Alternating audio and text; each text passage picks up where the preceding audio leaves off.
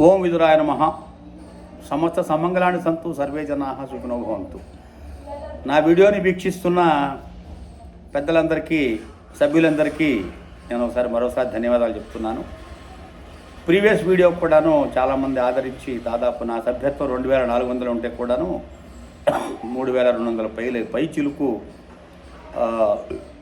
Members కానీ non members కానీ దాన్ని వీక్షించడం జరిగింది. తద్వారా కూడా చాలా ఆసక్తికరమైన ప్రశ్నలు కూడాను దాంట్లో వేయటం జరిగింది. సో దానికి అన్నిటికీ సమాధానాలు చెప్పాలంటే నాకు దాదాపు ఒక 20 నిమిషాలు పడుతుంది. నేను చాలా కాలం నుంచి మీకు చెప్తున్నాను. నా వీడియో యొక్క ముఖ్య ఉద్దేశం ఏంటంటే ఇది నా నిడివి 10 మినిట్స్ కంటే పెంచడానికి వీల్లేదు. ఎందుకంటే చాలామందికి వారి సొంత పనులు ఉంటాయి. ఈ వీడియోని 20 మినిట్స్ 25 మినిట్స్ చూసేంత అవకాశం ఉండదు. కాబట్టి ఒక 10 నిమిషాల్లోనే నేను ముగించడానికి ప్రయత్నం చేస్తాను. అయితే ఈరోజు ఒక 5 ప్రశ్నలు తీసుకొని నేను వాటికి విశ్లేషణ, ఎనాలిసిస్, దాని తర్వాత నా నాలెడ్జ్ సంబంధించిన వరకు ఆన్సర్ ఏముంటుందో నేను ఇవ్వగలుగుతాను. అది ఈ ఆన్సర్ పక్కా కాకపోవచ్చు. అయితే నాకున్న పరిజ్ఞానంలో నేను దాన్ని చెప్పడానికి ప్రయత్నం చేస్తాను. డి నాగరాజు గారు అనే ఒక వ్యక్తి ఆయన ఏమన్నారంటే, నాకు రావాల్సిన బకాయి చాలా ఉందండి, హైర్ పెన్షన్ కట్టాల్సిన దానికంటే. వాళ్ళని బుక్ అడ్జస్ట్మెంట్ చేసి అది కట్టుకొని మనము హైర్ పెన్షన్ తీసుకునే అవకాశం ఉందా అని అడిగారు. అయితే ఇది ప్యూర్లీ ఈపీఎఫ్ఓది అడ్మినిస్ట్రేటివ్ థింగ్ కాబట్టి మీరు అడిగి చూడవచ్చు. వాళ్ళు యాక్సెప్ట్ చేశారని చెప్పనంటే ఇట్స్ వెల్ అండ్ గుడ్. తర్వాత పోతే ఇంకొక ఆయన వాసిరాజు గారు అని, ఆయన 2010లో రిటైర్ అయినానండి. నాకు హైయర్ పెన్షన్ శాంక్షన్ అయ్యి కూడాను ఆర్సీ గుప్తా గారి కేసు పెండింగ్ ఉండటం వలన 2003 నుంచి అంత రాశారు. బహుశా 2023 నుంచి వాళ్ళకి పెన్షను తగ్గించుంటారు అనుకుంటున్నాను. అవునండి, మీలాగా చాలామందికి జరిగింది. వాళ్ళు వెళ్ళినా కానీ కాక 2022 వచ్చిన జడ్జిమెంట్ను పురస్కరించుకుని ఎవరైతే 1/9/2014 పూర్వం రిటైర్ అయ్యి జాయింట్ ఆప్షన్ లేకుండా ఉన్నారు వాళ్ళందరికీ కూడాను పెన్షన్ వర్తించదు అని చెప్పనంటే దాన్ని సాకుగా తీసుకుని మీ అందరికీ చేశారు. అది చాలా పిటిషన్లు మీ కేసులలో పడ్డాయి. కానీ అది అంత విచారణకు వచ్చి అది మీకు అనుకూలంగా తేలిన విషయాలు ఏమి లేవు. ఇంకా కొన్ని పెండింగ్ ఉన్నాయి. ఏమో కాలాంతరంలో ఏమైనా వస్తే మనం అప్పుడు దానికి సరైన సమాధానం చెప్పేందుకు అవకాశం వస్తుంది.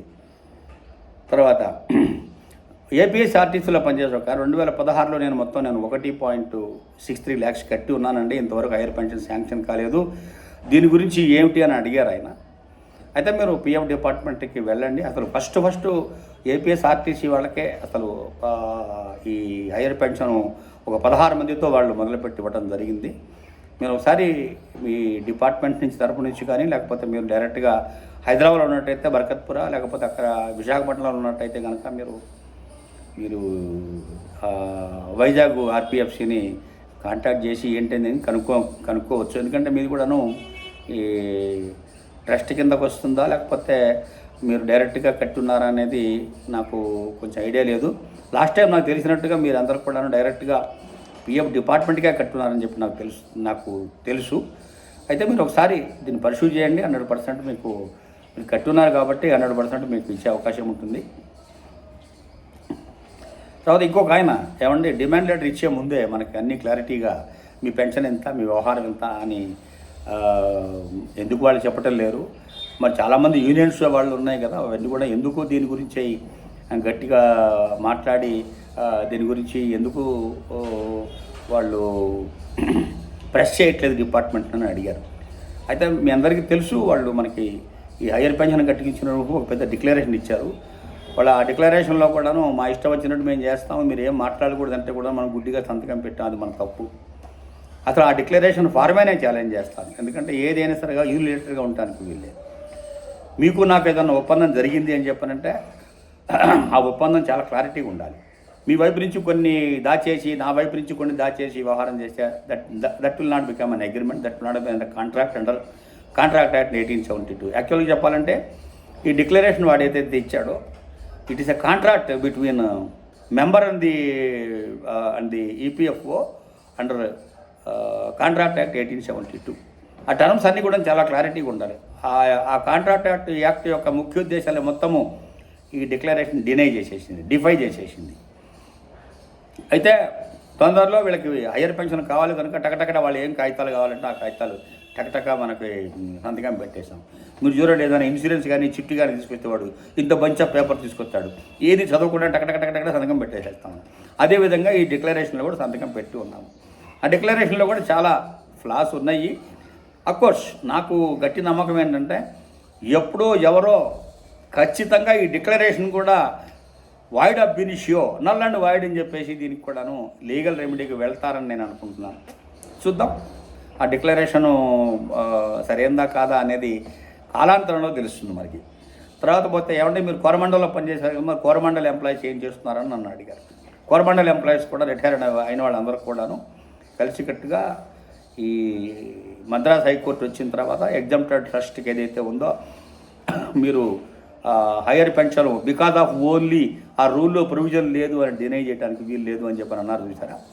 దాన్ని పురస్కరించుకుని వాళ్ళు కూడాను కోర్టుకు వెళ్ళి తగు రెమెడీ తీసుకొచ్చుకుంటామని చెప్పేసి ఆలోచిస్తున్నారని నేను చెప్తున్నాను. తర్వాత బీసీబీ 69 ఒక ఆయన ఎవరో ఏమంటే మీతో పర్సనల్గా మాట్లాడాలి అని చెప్పని అన్నాడు ఆయన. నేను నా నెంబర్ కూడాను ఆయన పెట్టిన దీనికి నేను రిప్లై ఇచ్చాను. కాబట్టి మీరు ఎప్పుడు కావాలంటే అప్పుడు, అంటే before 6 to 7 o'clock in the night, after 10 o'clock in the morning, ఎప్పుడైనా సరే మీ యొక్క సమస్య ఏముందో, మీరు ఏం మాట్లాడదలుచుకున్నారో మీరు నాకు ఫోన్ చేయొచ్చు. నాకు తెలిసినంత వరకు, నా నాలెడ్జ్లో ఉన్నంత వరకు 100% నేను సమాధానం చెబుతాను. తర్వాత పోతే ఇప్పుడు 6 నిమిషాలు అయిపోయింది. ఇంకా 4-5 ప్రశ్నలు కూడా తీసుకోవచ్చు. కానీ ఇంతవరకు ఈ 6 నిమిషాలది చాలా బాగుంటుందన్న ఉద్దేశంతో నేను ముగించదలుచుకున్నాను. నేను ఇవన్నీ అయిపోయిన తర్వాత మీకు సాటిస్ఫాక్షన్ అనిపించింది అని చెప్పన్నట్లయితే నా మిగతా కొన్ని క్వరీస్ ఉన్నాయి, ఆ క్వరీస్ కూడా నేను సమాధానం చెబుతాను. తర్వాత పోతే నాకు ఇక్కడ స్టీల్ ప్లాంట్లో ఒక ఆమె వారి భర్త సర్వీస్లో ఉండగా చనిపోయారట. అంటే ఈ హయ్యర్ పెన్షన్ ఈ పర్యవేక్షణలో ఉన్నప్పుడే చనిపోయాడు ఆయన. కానీ ఆయన చనిపోయినాడే హయ్యర్ పెన్షన్ కట్టలేదు. ఏమండి ఇప్పుడు నేను కట్టచ్చునా అంటే, లాస్ట్ టైం ఎప్పుడే కేవీడి మూర్తి గారని ఒక ఆయన ఈ స్టీల్ ప్లాంట్లో అది వాళ్ళ వ్యవహారాలు చూస్తూ ఉంటే వారిని కాంటాక్ట్ చేయమని చెప్పాను. మళ్ళీ కూడా మీరు ప్రయత్నం చేయవచ్చు. యాక్చువల్గా ఏంటని చెప్పానంటే ఈ మన ఎంప్లాయీ పెన్షను అతను జీవితకాలంలో ఉన్నప్పుడే అది దాని యొక్క పర్యవసానం మొత్తం తీర్చుకోవాలి కనుక, మరి తను స్పెషల్గా చనిపోతే మరి రూల్స్లో లేకపోతే మరి వాళ్ళు ఏం చేస్తారా, కట్టించుకోరా అనేది ఒక ప్రశ్నే. కానీ మనం ట్రై చేయవచ్చు. ట్రై చేసి దానికి తగ్గట్టుగా ఏమన్నా ఉంటుందేమో మనం ప్రయత్నం చేసుకోవచ్చు. నా ఉద్దేశంలో ఏంటని చెప్పనంటే ఎంప్లాయీ చనిపోయినా కానీ వారి యొక్క శాలరీని బట్టి డిఫరెన్షియల్ కట్టించుకుని దాని మీద 50% కదా మన వీడియో పెన్షన్ డిసైడ్ చేసేది. ఆ విధంగా డిసైడ్ వాళ్ళు చేయవచ్చు అని చెప్పి నేను అనుకుంటున్నాను. మరి డిపార్ట్మెంట్ వారు చాలా రకాలుగా డినై చేద్దామని ప్రయత్నం ఉన్న పక్షంలో మరి ఇటువంటి కేసుల్ని ఏ విధంగా వాళ్ళు పరిష్కరిస్తారనేది కూడాను ఒక ప్రశ్నే. తర్వాత పోతే ఇంకొక ఆయన ఏమంటే నాకు సర్వీసు 16/11/95కు పూర్వం కూడా ఉన్నదండి. అంటే ఎంప్లాయీ ఫ్యామిలీ పెన్షన్ స్కీమ్ అని ఒకటి ఉంది. Family FPS family pension scheme 1971 అని ఉండేది ఇదివరకు. అంటే బిఫోర్ ఇంట్రడక్షన్ ఆఫ్ EPS 95 ఆ ఫ్యామిలీ పెన్షన్ స్కీమ్ కింద 1.16% మనం కడుతుండేవాళ్ళం. అయితే ఆ పెన్షన్ ఏంటంటే ఎంప్లాయీ చనిపోయిన తర్వాత మాత్రమే ఫ్యామిలీకి ఇచ్చేది. ఇప్పుడు ఎంప్లాయీ పెన్షన్ స్కీమ్ ఏదైతే ఉందో ఎంప్లాయీ బతికున్న కాలంలో కూడా పెన్షన్, దానికి దీనికి డిఫరెన్స్. అది ఎవరికైనా తెలియకపోతే తెలుసుకోండి. అప్పుడు ఎప్పుడైతే వీళ్ళు ఈ 95 స్కీమ్ ఇంట్రడ్యూస్ చేశారో 71లో ఉన్న మెంబర్స్ అన్ని కూడా ఆటోమేటిక్గా 95 స్కీమ్లోకి వాళ్ళు తరలించడం జరిగింది. అప్పుడు ఏం చేశారని చెప్పానంటే ఆ స్కీమ్లో ఎంత సర్వీస్ అయితే పెట్టి ఉన్నారో దాన్ని అంతా కూడాను అది పాస్ట్ పీరియడ్ బెనిఫిట్ అన్నట్టుగా కొన్ని స్లాబులుగా వాళ్ళు నిర్ణయం చేసి మీ కంట్రిబ్యూషన్స్ని బట్టి మీకు ఒక పాస్ట్ సర్వీస్ బెనిఫిట్ అని చెప్పేసి ఒక లంసమ్గా అమౌంట్ 300, 400, 500 వాళ్ళు డిసైడ్ చేసిన స్లాబులను బట్టి చేసి దాని తర్వాత మీ ప్రోరాటా పెన్షన్స్ ఉంటాయి. ఈ రెండు కలిపి మీకు పెన్షన్ ఇవ్వడం జరుగుతుంది.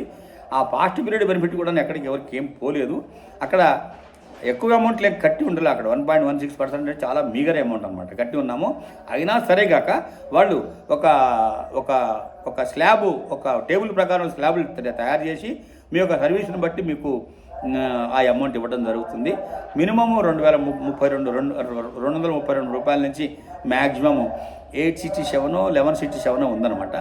ఆయా సర్వీసులను బట్టి వాళ్ళు డిసైడ్ చేయడం జరుగుతుంది. దాని తర్వాత ఈ 95 స్కీమ్లో ఎట్లాగా ప్రోరేటా ఉందో ఆ ప్రోరేటా ప్రకారం ఇచ్చి 2 కలిపి మీకు పెన్షన్ ఇవ్వడం జరుగుతుంది చెప్తున్నాను. ఇప్పటికే ఆలస్యం అయిపోయింది, 10 నిమిషాలు దాటిపోయింది. సర్వే జన సుఖినో భవంతు, సమత్త సమ్మంగళాన్ని తంతు.